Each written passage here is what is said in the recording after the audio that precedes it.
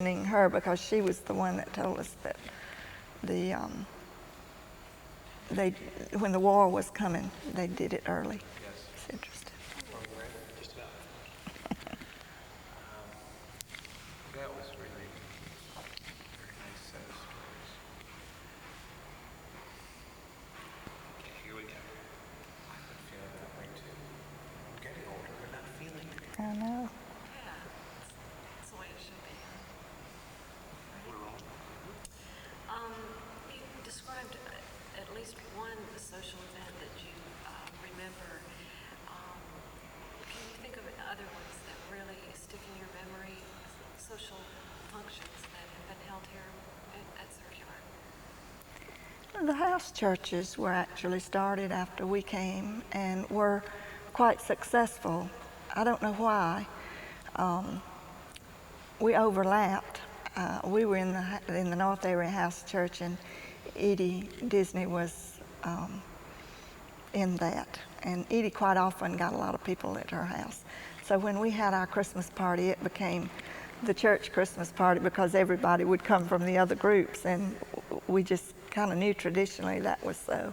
Maybe that's where the traditional Christmas party started, you know, but In my experience with the social activities at Circular, where because you had such a broad spectrum of interest, of lifestyles, from the young to the old, to the conservative, to the liberal, traditional Charleston, to people who have moved here from every and any place, that socially sometimes they weren't that comfortable with each other, so the social activities tended to take place in kind of small groups.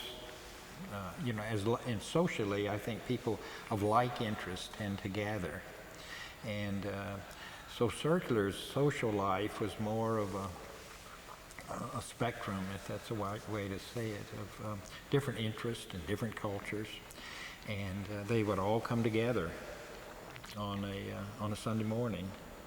And sometimes a special service like New Year's Eve communion that they still have, and some of the Christmas services where all these people of differences would come together and then share a worship service, but then just spread out during the week. And I think it's kind of natural and kind of healthy, and people say, why don't we all get together when we're not doing something here at Circular? And my guess is some people probably would feel a little uncomfortable in different people's houses. And but everyone was comfortable once we gathered here. The coffee hour, like on Sunday, is a sort of a gathering place, and the church annual meetings that they have. And I can remember one annual meeting because we had it where we had the coffee house, and we had all these young people come for the first time because we were meeting in their coffee house, and that was a lot of fun. And they came and really thanked the congregation for giving them a place. And I still see some of these, quote, hippies back in that day and time that were pretty much branded as dropouts for the community. And it's like, if you don't come and dress like we dress and do what we tell you, then we don't want anything to do with you. Where Circular was saying, just come as you are. We won't try to change you, but you're welcome. And I see a lot of these young people have made a difference in the community. I occasionally see someone. In fact, my daughter, I have to tell you this story, wouldn't particularly go on program of Circular, who was in a wreck, a minor wreck, except she, in the neighborhood, a kid had run out in front of her car and she hit him. In fact, it was one of her students because she was teaching school and didn't know how serious the injury was. But here she was over on the grass crying, and here the EMS was taking care of the kid she had hit. And of course they called us, and here and our daughter was about 8 or 9 months pregnant. And here this guy was sitting there comforting her on the grass, a policeman, a county policeman. And I walked up and she said, oh, there's my mom and dad. And she was really in a lot of trauma. And I looked at him and he looked at me. And I can almost cry thinking about this. And he said, Reverend Bob. And I said, Danny, And he was one of the dirtiest, long-haired hippies that we just couldn't control. In fact, had to say, if you don't leave your drugs at home, you can't come, because that was a rule. They couldn't come with their drugs. And he was sitting there comforting my daughter as a police officer. And we just kind of had a friendly reunion right then and there. But he was one of these young people that Circular took in.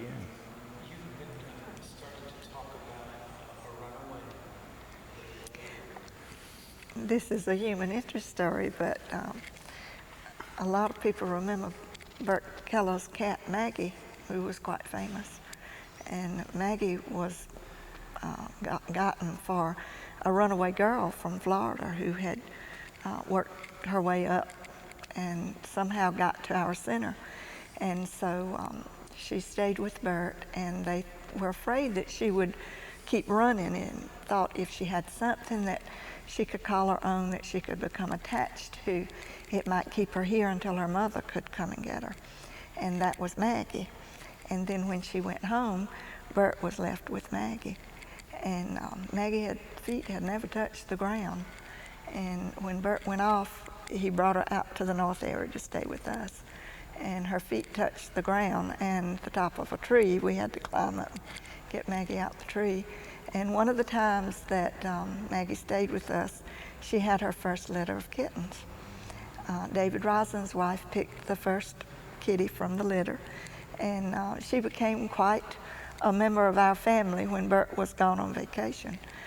In later years, Bert met Lucille, and Lucille had an allergy to Maggie. I don't know how they worked that out, but Maggie stayed in the home. I think that they don't have her anymore. I think she probably got real old and died. But that started from a runaway kitty. Became quite a part of Bert's life, and the Circular. He's used many a sermon with his kittens' names in it, Greek mythology names. I hadn't thought about that, but Bert, of course, was single when I came here. Yeah. And Bert came to the church, and Bert had a little apartment over on Savage Street upstairs, and decorated just like his house is now, but just a little neater now with Lucille there. But the cat litter was always there. And so when we had a young person who was from out of town and we couldn't find a home, some of the people in the communities provided homes for these young people. Today we probably couldn't do that legally, but the church would look for a nice home, and then this young person would stay there until we could contact their family in Florida, New York, wherever they were, to keep them from running the streets, because these communes would just take them in because they loved the young people, but that wasn't a safe place. And so Bert, being a single bachelor, he got a lot of runaways. We'd say, "Hey, Bert, can you take care of this person until their parents can come?" And of course Bert couldn't say no. And so that was one of the exciting things about Circular. I noticed you asked about a memorable sermon. I guess my memorable one happens to be one of my own, because Circular being who they were, if there was an opportunity to do new things and to explore new thoughts that weren't always popular. And one of them that we did was where half the congregation during the sermon would, on an honor system, become blind, and the other half would become deaf mute. And so the deaf mute were to go over and take the other half who were blind and walk them around the cemetery and upstairs and downstairs for about 10 or 15 minutes to get that experience of the deaf who could see but couldn't talk, and the blind who could hear and talk but couldn't see. And it was kind of fun. It was a nice way of not having to prepare a sermon. But we got to where people commented, so we did it once a year, once every 2 years, just usually when I run out of sermon material or something. But we had a lady who came here, who was the organist at St. Matthew's Lutheran Church, who had always heard about the strange things that Circular did on Sunday. and always wanted to visit, but she only had one Sunday off a year. So she came her Sunday off to visit the church, and we were doing walking all over the cemetery. And so she left, and then she waited another year, and she came back, and we were doing it again. We waited 2 years, and we came back, and we were doing that same thing. And she came up and just said, "Oh, guys, I really didn't know that this is what y'all did every Sunday."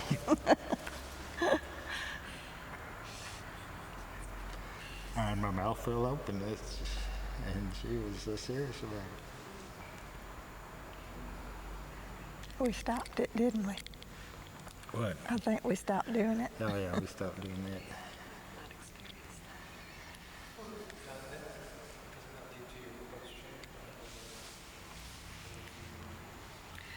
Yeah, something I'm curious about, and I kind of keep asking about the ritual in which we engage with lining up around the perimeter of the sanctuary to partake.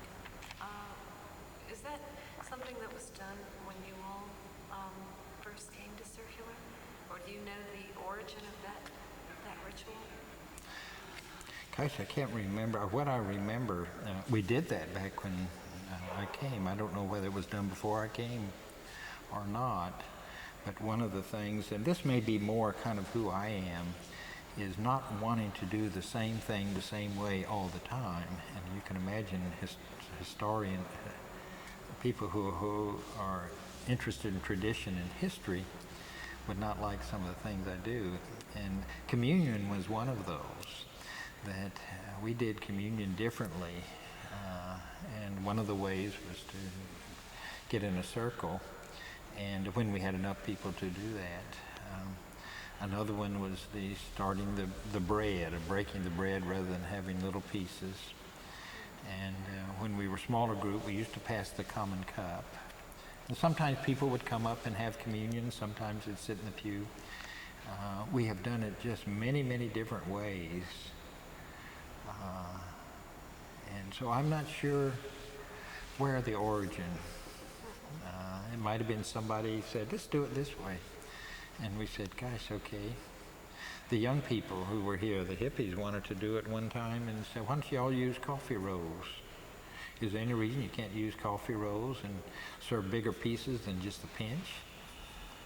And nobody could give a reason. So one Sunday we had, for all the hippies, had communion, used coffee rolls. And we used grape juice because we couldn't use any kind of drugs. And they liked that. In fact, we used apple juice. And then the congregation said, "Hey, we like that too." So the next time we did it in the congregation. Sort of had a breakfast. Had a breakfast with communion. And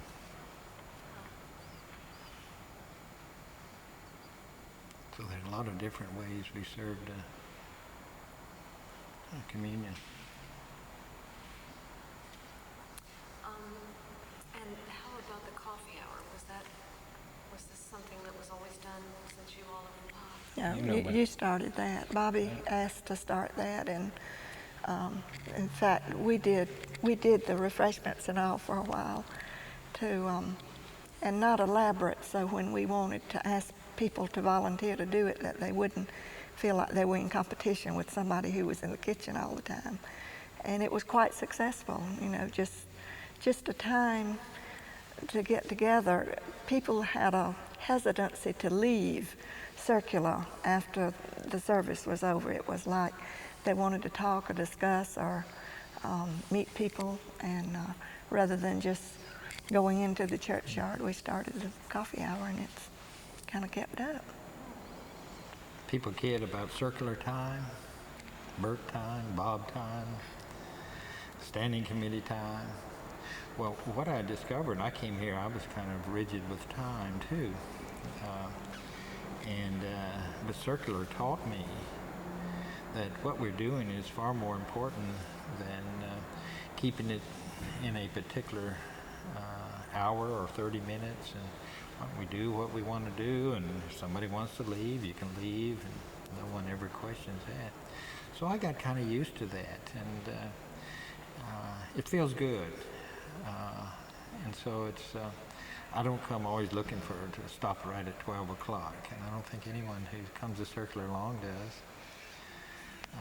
Or the meetings, we just, and I guess that might be where it came from. After Sunday, people kind of stayed around. But I remember when St. Philip's put their bells in, which are beautiful, their service ends about 15 minutes before ours, and so if you had to say the traditional 20-minute sermon, the last 15 minutes would be bell ringing, and we teased them about either we were going to have to get out early or they were going to have to work out something.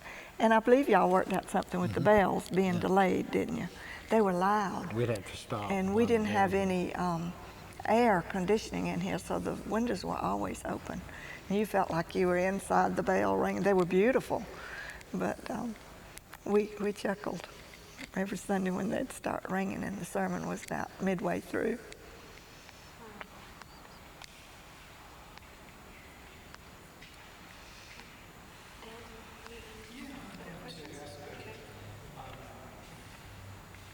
Were women elected to top leadership positions during their tenure? If no, was there any movement in that direction? Oh, women have always been a part of the leadership of Circular, probably from day one. But when we came here, Agnes Kessler, better known as Aggie, had been treasurer and was treasurer, I think, until she probably couldn't write anymore.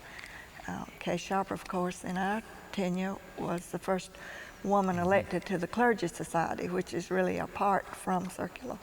But women have always been. Ever since I've been here. Yeah. And I came out of a tradition, Presbyterian, where, quote, the elders back in that day and time were all men. And when I came to Circular, you have, quote, the standing committee that was called the standing committee, which today I think is called the church council. My first meeting, there were as many women as men. So there's never, as far as I know, have ever been a distinction, and women have come and spoken, and it's certainly has been a unisex And I tradition don't as far think, as I know. Yeah, I don't think that it would have been a conscious decision for the co-minister to have been a female. That probably somebody came along and fit the bill, and there she was. Mm-hmm. It might be traditional from now on because we've enjoyed it so. Mm-hmm. But a nice combination, I think, in the pulpit. I never forget one of the sermons we had, and I hadn't thought about it to this moment. And that's with all the beautiful work that Kay Sharp has done.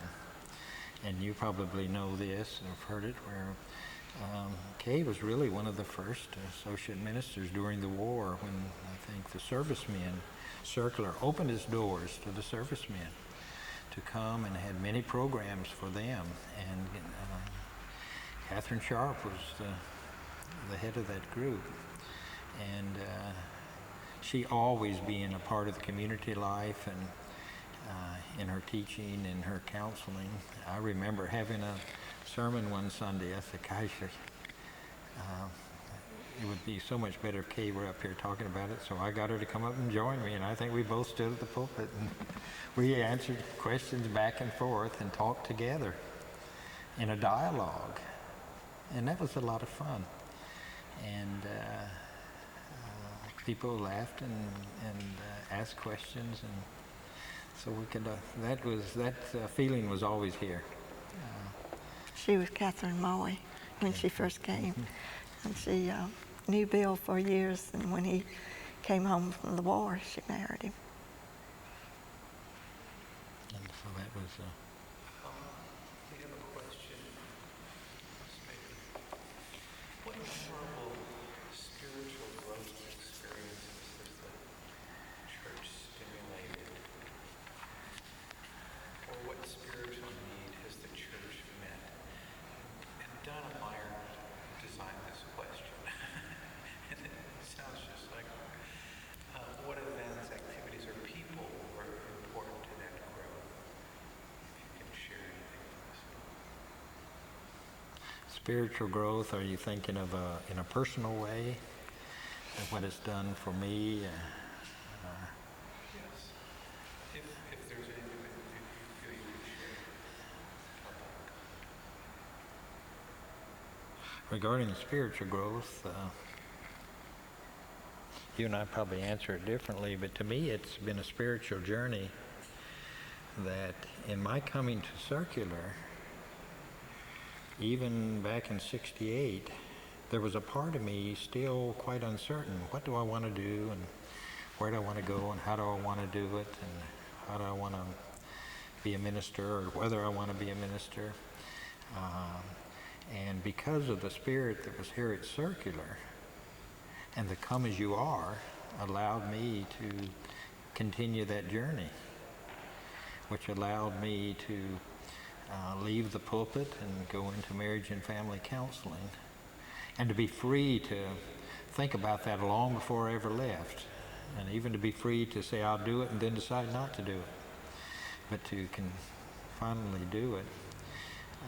And I'm still 60 years old, and I'm not sure how I want to spend the rest of my life, and Circular allows me to do that, and to come and now just be here as a person. So that to me is what Circular has meant to me in terms of spiritual growth. And I see career and what we do for a living and how we live in our families and marriage as also a spiritual growth. But I'd be interested in how you see it. We thought about this question before we came, and it was one that stumped us, but my spiritual growth from the time I walked into this church group of people and building itself, and it's ongoing, is its beauty and history and wonder of the people so long, long ago that sat in it just like me, and that we have a thread that binds us together, and that I feel a part of that, and I do feel a part of that being here. And to me, that's a spiritual experience.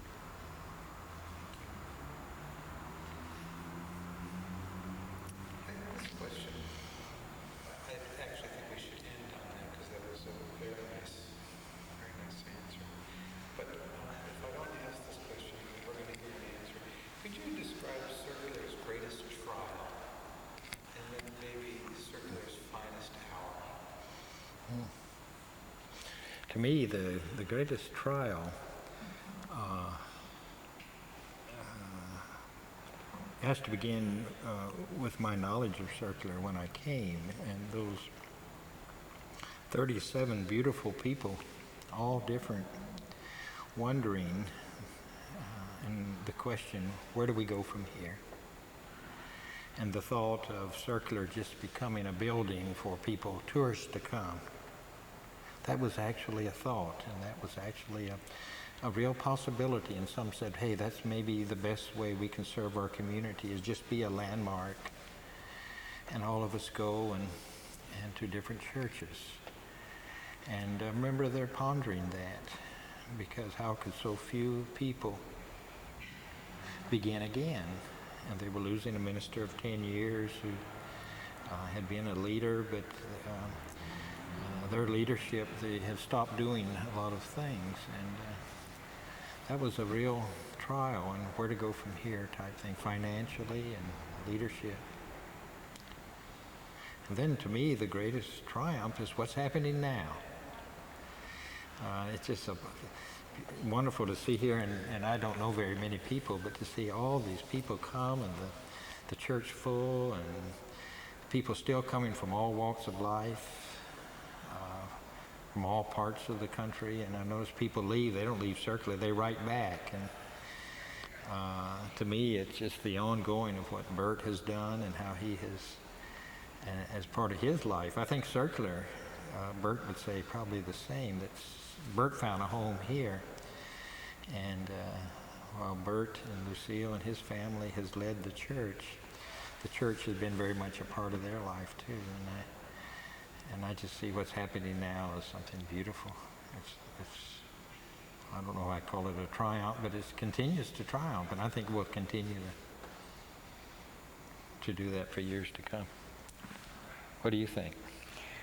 Well, I agree with you. I was going to start back that the time of the biggest trial when we were, thinking, gosh, what is the answer? Are we going to have to close?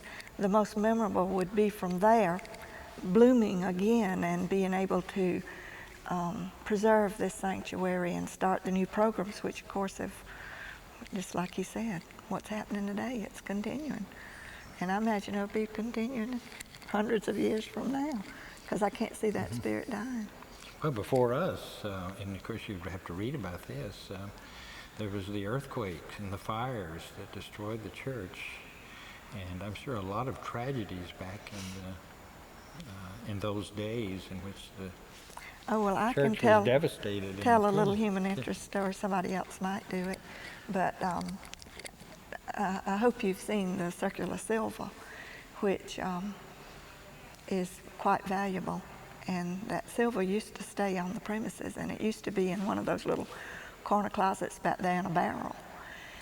And I understand they had a fire here one day, and somebody called Miss Kessler, who lived down on King Street, and she came up here immediately, and they, of course, had the doors blocked and all, and she said, I have to break that barrier. You don't understand. My church's silver is in there, and it's more important than what happens to me. And she barreled in here, came out with the barrel of silver. I mean, it was like, I'm going in, and she did. And they started putting the silver in a suitcase in the, I think, First Federal Bank, and we used to get it out every Communion Sunday. Unfortunately, it's not safe to have the silver displayed now, but it was never taken for granted. It's beautiful.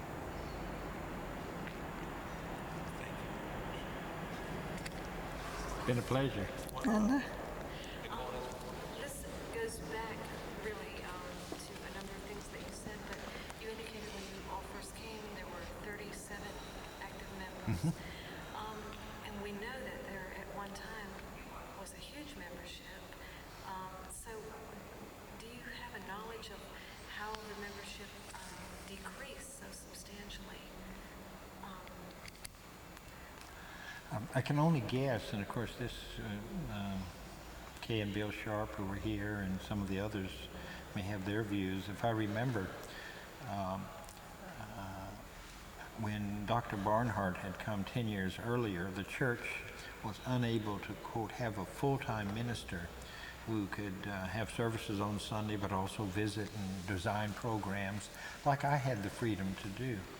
And so just having services on Sunday, the worship service, and that was pretty much the activity of the church, the worship service, the small Sunday school, and the women's organization, and the clergy society, which is very much alive today. There just wasn't much to bring in people and involve them. That's my guess. And as a result, it became rather small.